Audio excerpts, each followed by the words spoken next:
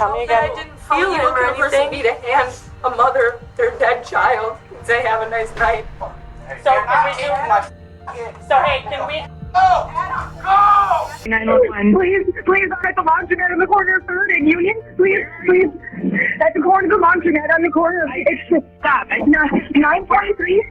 923. 3rd Ave or something. Merrill Ave or something. I'm not sure. Okay, 3rd Ave and Merrill Ave are very different places. Which one are you at? 923. It's a laundromat. I don't know the name of it, but I have another child in my arms. My sister's baby is dead. We just picked him up on the babysitters.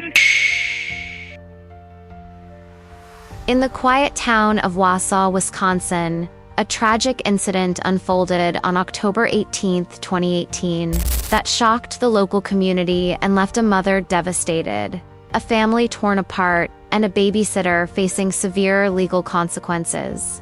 A young life was lost, and a horrifying chain of events followed, marked by lies, deceit, and an unimaginable betrayal of trust. For parents, choosing a babysitter is an act of trust.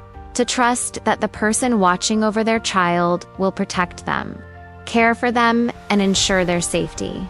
On October 18, 2018, a mother from Wausau, Wisconsin, made the decision to leave her 2-month-old son in the care of Marissa Tietzot, a woman she believed she could trust. Around 3:30 to 4 p.m., the mother dropped off her son at Tietzort's home, unaware that this seemingly normal evening would end in horror. Tietzort had been a trusted figure in the mother's life, someone who had babysat for her before. The baby, who had always been a peaceful sleeper, was simply being left with a familiar person for a few hours. A few hours later, around 5 p.m., the mother received a strange and disturbing text from Tietzort. In this message, Tietzort informed her that she had recently been charged with child abuse in an unrelated case, and that as a result, she was no longer allowed to be in contact with children. Tietzort requested that the mother not tell anyone that she was babysitting for her, which raised immediate concerns. It's unclear what exactly prompted Tietzort to send this text, but it would soon become clear that this was only the beginning of a tragic chain of events. At 9 p.m., the mother returned to pick up her child from Tietzort's home. Nothing seemed out of the ordinary at first. Tietzort handed her the baby, wrapped in a snowsuit and strapped into a car seat, with a hat pulled over his eyes, a small detail that, at the time, the mother didn't think much of. It was typical for her baby to be sleeping at this hour. But when the mother began to remove her son from the car seat, she immediately noticed that something was terribly wrong. Heather Gardner made a late-night trip to a laundromat, hoping to catch up on her chores for the week. With her was her sister Jessie, as well as Heather's 2 sons, her toddler Jathan and her 2-month-old baby Benson. As the 2 women got to work with the laundry, Jessie made a shocking discovery. Benson was ice cold to the touch, and his lips had gone blue. Terrified, Heather began CPR while her sister made a harrowing phone call to 911.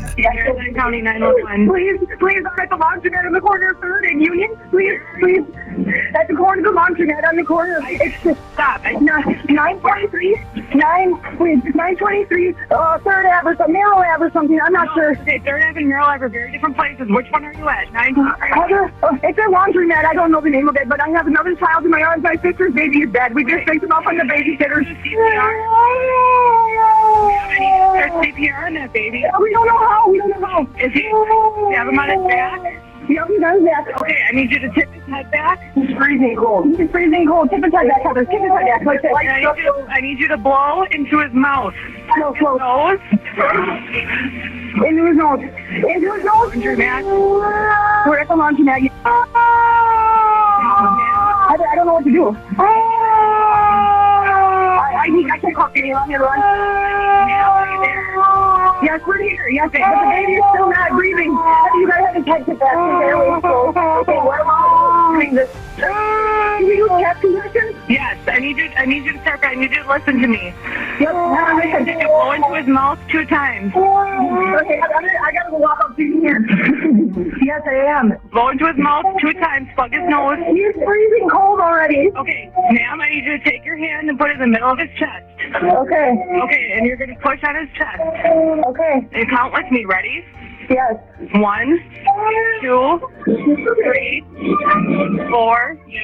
As Heather tries to follow 911, the police were immediately called to the laundromat where the mother had discovered her baby's lifeless body. When they arrived, they found the mother performing chest compressions on her child, desperate to save him. But the baby was pronounced dead at the scene. Please, no. Are the pieces in there? Yes. Okay. I just opened the baby and just next to my clothes and I put them all. It was cold. It's not moving. What exactly happened? We just picked him up from the babysitter. I took him out of there and he was cold. Despite the horror and trauma that Heather's going through, the officer is able to get the babysitter's name from her. Marissa T-Sort? Yep. As officers handle getting Marissa Tietsort's address and information, An autopsy would later confirm the worst. The baby had died from blunt force trauma to the head. There were also signs of a fractured tailbone, indicating that the child had been subjected to severe force. The investigation quickly focused on Marissa Tietsort, and within hours, detectives tracked her down to a hotel at 4:15 a.m.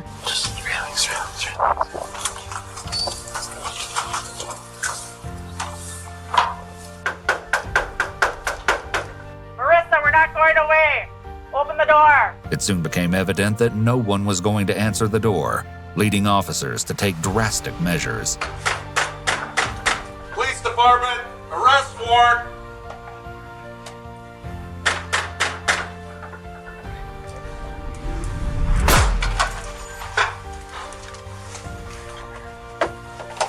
What's up, police? Anybody in here? Kids are... Show me your hands, anybody? Just as they had feared, Marissa was nowhere to be seen.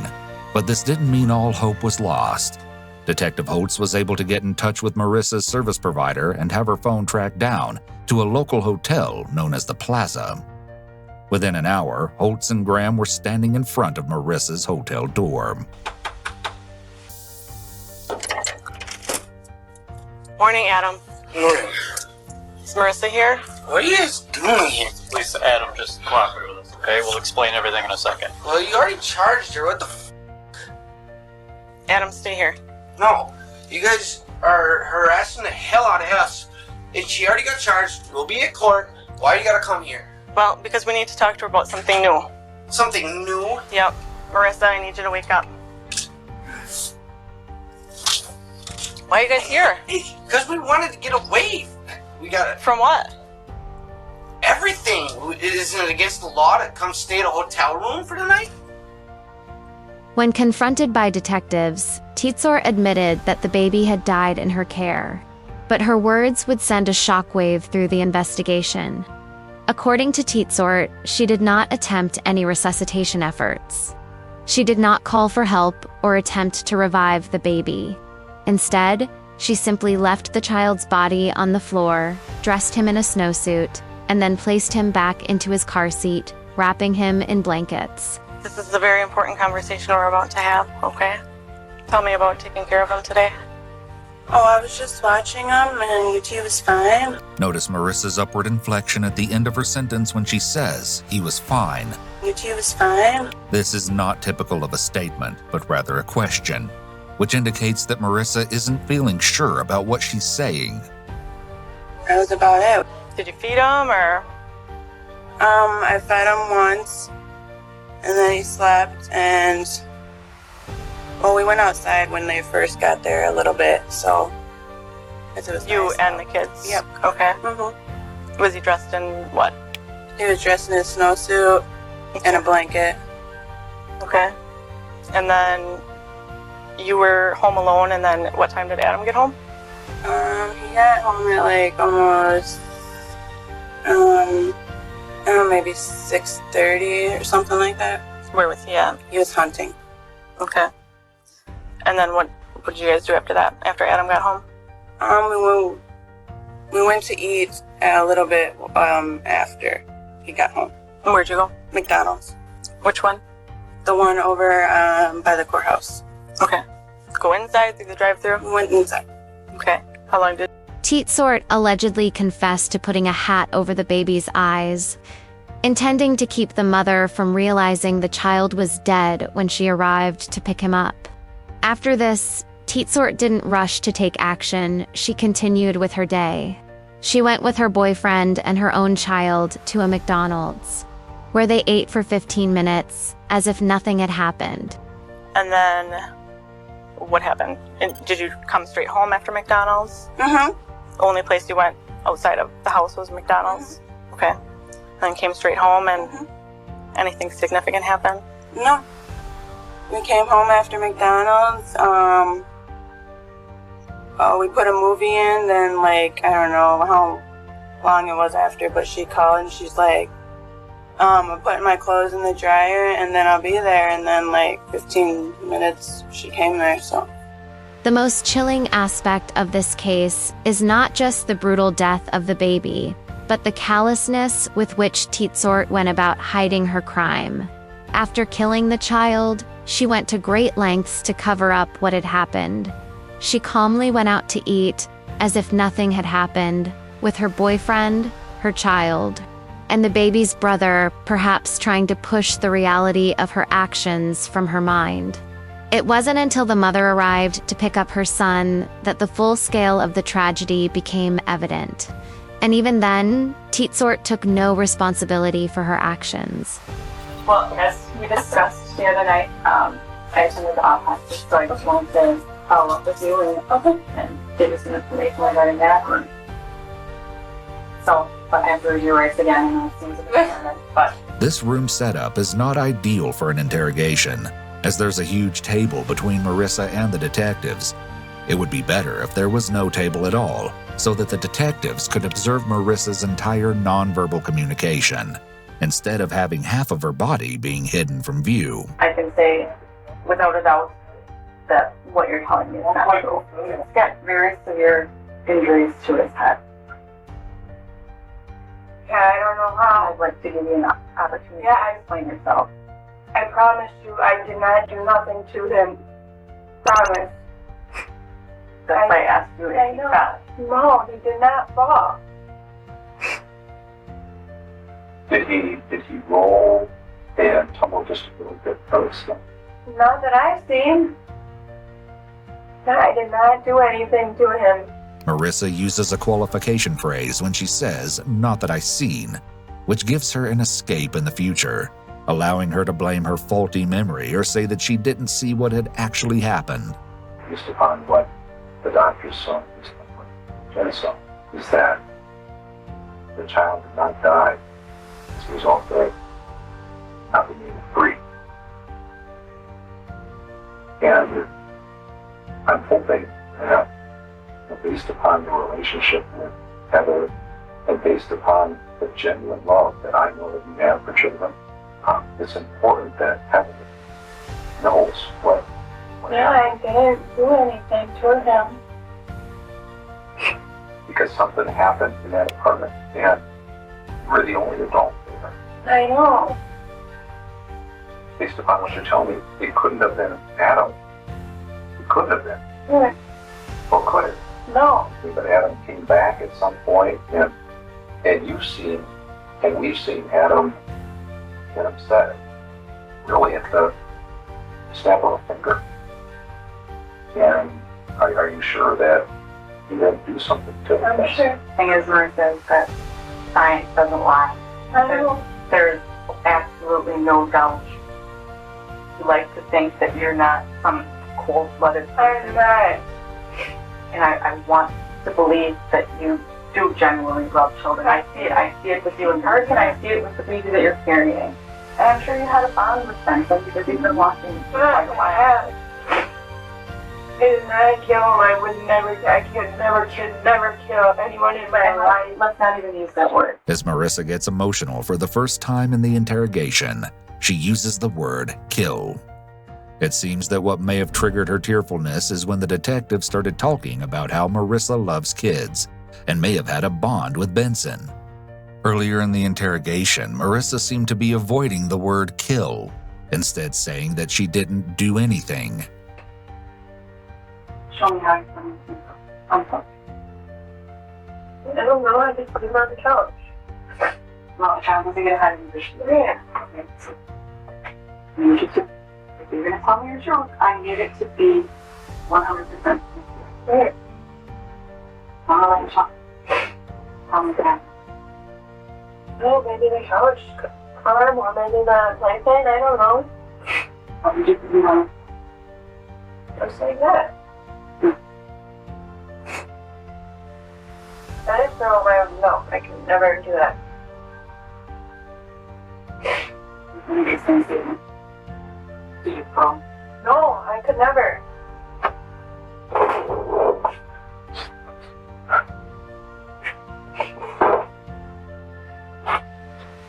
He was not gently placing me on the couch.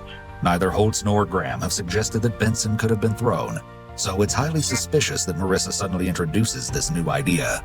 When new language is introduced by the suspect, such as what Marissa has just done here, detectives will likely see it as a big red flag that the suspect has been hiding something. Marissa is still refusing to tell Detective Holtz the truth, so Holtz decides to play into Marissa's emotions and ask her how she would feel if it was her own child who died. Think of how terrible it was. I know. And not knowing what his last second was like. Please help me. Please bring that to Heather. You're not. Please. As a mother, she deserves to know what happened. And this is your last chance to tell me the truth. Otherwise, I am left to walk out here and tell Heather. But apparently Melissa is a monster. She can't even explain what she did. Even if it was an accident, please, you have to help me tell Heather.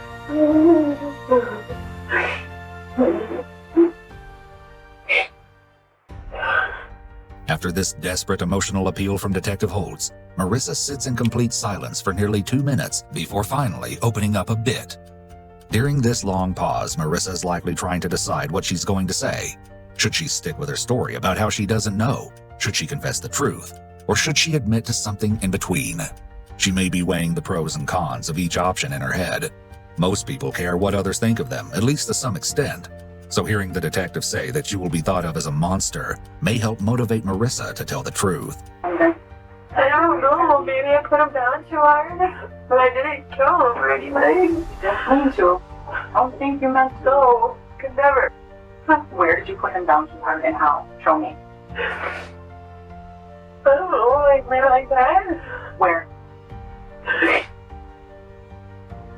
Give me the playpen. Which playpen? Your guys is the one you guys have. There's only I could think of. How many times? Once? Twice? Okay. Once. The only thing I could think of. I could never. That's not true. I could never. So I don't know, I promise. I'm telling saying you. I could never, but you know what you did? You did. I did not. That child had multiple injuries to his head. Not one time, and it's not from a playpen. I don't know where he could have got it from. I did not do it. Everything. I'm telling you the truth. No, you're not. Yes, I am. No, you're not. Yes, I am. Absolutely not. Unless it was harder. Could it have been harder? It could have happened more than one time. Yeah, no. Because it's more than one time. Just once. But was it harder than that? I don't know. I didn't think so. And when you did that, did you stop breathing? I don't remember. You don't remember? That's pretty significant. I put him in there. Did you let him go? Like, was it like this, and then you just let him go and so he kind of fell as well? Or did you have hold of him and you moved it? Or was it Yeah, I think so. it was like this? Yeah. And then he, Mm-hmm. then you take him, this is the packing plane, and you just throw him in the packing plane. Mm-hmm. Was it like a foot or two drop? I don't know, my foot or whatever. Well, if you're standing, this is the packing plate, the top of the packing plate, and you're standing right here, Was it from up here? Yeah, like yeah. The pack and play that you showed us is one of those that has like an insert where it's up a little bit. Are you sure it was that pack and play or was it the one in the spare room? No, it's that one. Because it has the man on the thing. So you were above the pack and play and dropped them. With force? Could it have been a throw? I don't think so. You're frustrated. Right. I get it. Throw. You tell me, okay? I need you to prove that you're being honest with me. What I want you to do is tell me exactly what you did, and if it matches up with the injuries that I saw, then I know that we've got a caring person here who is sorry for what she did. I am. I'm frustrated. Sorry. And that frustration, I went, is it your bedroom? The pack and play is right there next to the bed. And were you standing right next to the pack and play? Were you standing by the door and just threw him in there? Standing next to the pack and play. Like, were your eyes touching the pack and play like this, or was the pack and play like that far away? And you just, Oh, no, not like that. so, Yeah. can you show me?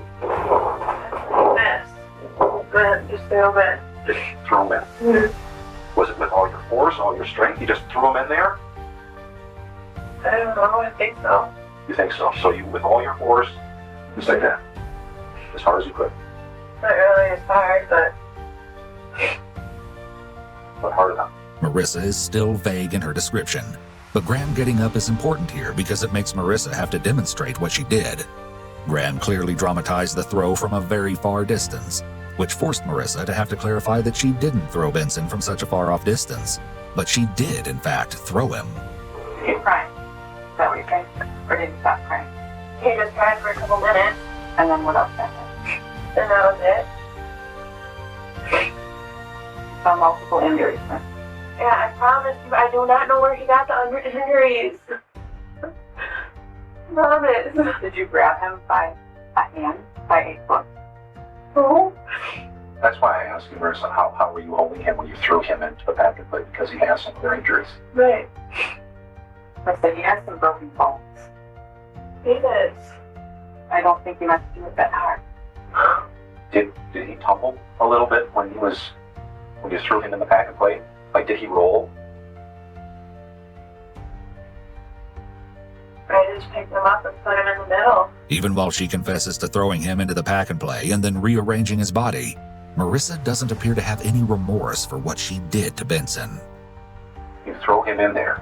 He tumbles into the corner. Mm-hmm. You had said that he cried for a couple minutes. Yeah. Now you're there's saying, that. now, well, did No. you just No. stand there for a couple minutes? Stand or? And just, Well, maybe not a couple minutes, maybe a minute or less. Did you stay in the room with him or go out before you put on back on his stomach I stayed in the room. and just looked at him while he was crying? Yeah. maybe you were in shock. Like, what did I just do? Yeah. This couple minutes thing is confusing here. Well, I was in shock of what just happened to him, what I did to him. I was frustrated. You were frustrated, and what shocked you was the fact that you threw him into the pack and play very hard. Maybe not with all of your strength, but you were really frustrated. And he tumbles into the corner, maybe hits his head on the corner, and then you stand there and he cries for a little bit, No, I just cried for a couple seconds. couple seconds. Put him in the middle. And then you take him from the corner, he's no longer crying, Right. and you just sit him face down to him. Why'd you move him if he wasn't crying? I'm scared. Was he done at that point? Yeah. How do you know? Because he wasn't doing anything. Yeah, so what? Did you try to do something to bring him back to life? Try blowing him in his mouth, because that's all I know how to do. That's Nothing not to small. do that, you know. Okay. Because I could see you trying to undo what has just happened, right? Yeah, I tried. And that tells me a little bit about who you are, Marissa. That, yeah, I made a mistake here, but I don't want this child to die. Right. If I would have known how to do CPR, I would have done it, but just blew in his mouth. I don't know how to hear to call 911. Because Adam wasn't there, and I had the other kids. I understand. Yeah, so I was scared. I don't. You're gonna get a high pitch fine. animal. I'm not making a time because I have court for this statement right in November 1st. No. I'm sorry, I was scared and frustrated. But She gets frustrated too with them. Yeah, she even said that. Yep. Every That's how the kids are. every parent gets frustrated. The legal consequences for Tietzort were severe. She was charged with first-degree murder after the death of the baby, and the investigation uncovered disturbing patterns of abuse. In fact, this was not the first time a child had been injured while in Tietzort's care. Just days before, she had been charged with child abuse in an unrelated incident, and investigators also uncovered previous abuse dating back to 2017, where a 3-month-old child had suffered a skull fracture while in Tietzort's care. Tietzort eventually pleaded no contest to charges of first degree, reckless homicide, and child abuse intentionally causing harm. The charge of first-degree intentional homicide was reduced as part of a plea deal. The court found her guilty, and in 2021, she was sentenced to 40 years in prison, with an additional 20 years of extended supervision. The death of this innocent child is a tragedy that has left a permanent scar on the family, the community, and the many lives touched by this case. The mother, who trusted Tietzort with her son's life, will forever live with the pain of knowing that she unknowingly handed her child over to someone who would betray that trust in the most horrific way possible. While justice has been served, the scars left by this tragedy will never fade for those who loved and cared for this child. This case serves as a stark reminder of the importance of carefully choosing those entrusted with the care of our most vulnerable. The story of Marissa Tietzort is one of betrayal, loss, and ultimately, justice. It is a story that reminds us of the dangers of misplaced trust and the deep impact of the actions of one individual on the lives of many. As we reflect on the events of October 18, 2018, we are left to remember the innocent life lost and the lessons learned in the aftermath. Let us hope that such tragedies are never repeated and that the memory of this young life, taken too soon, serves as a reminder of the need for vigilance, love, and care in the protection of children.